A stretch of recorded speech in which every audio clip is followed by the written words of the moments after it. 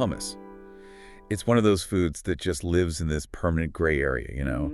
You buy it because it feels healthy, but then you glance at the calories. It's mostly oil and, well, a nut butter, basically. And you have to wonder, Is it actually a superfood?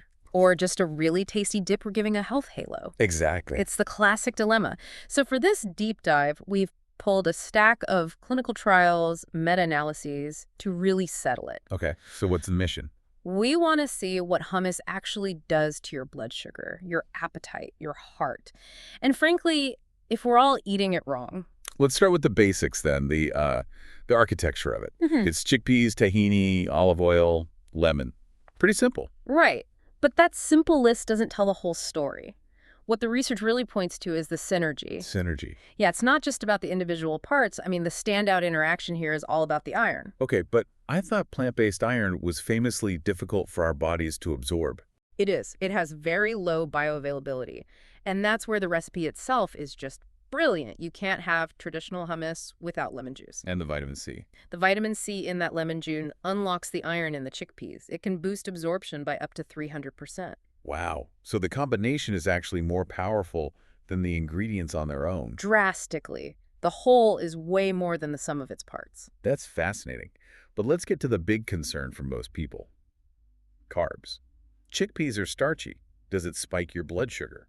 You'd think so, but the data here is pretty surprising. White bread has a glycemic index of around 71. Okay. Hummus sits at about 15. 15? That's incredibly low. It's flat out impressive. In one study, hummus produced a blood glucose response 4 times lower than white bread. And there's a specific reason for that. There is, and it's a great little mechanism. It's about something called intact cell walls. Right, what did that mean for digestion? Well, when you eat a coarser, more rustic hummus, you're eating plant cells that are still structurally sound. That structure acts like a physical barrier. So it literally slows down your enzymes from getting to the starch. Exactly. It blunts that insulin spike. Yeah. And that slow digestion feeds directly into the next big benefit, satiety. Making you feel full. There was a study on this, right? A snacking study. Yes, a snack battle. Right. They put hummus up against a granola bar, same number of calories for each. And the granola bar is always marketed as the healthy go-to. Right.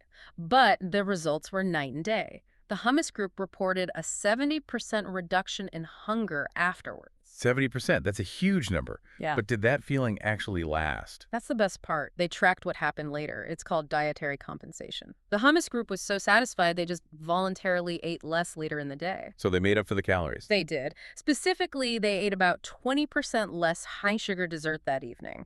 It provides sustained fuel, not a crash that makes you crave cookies. So what about the long term? If you eat it regularly, does it help with heart health?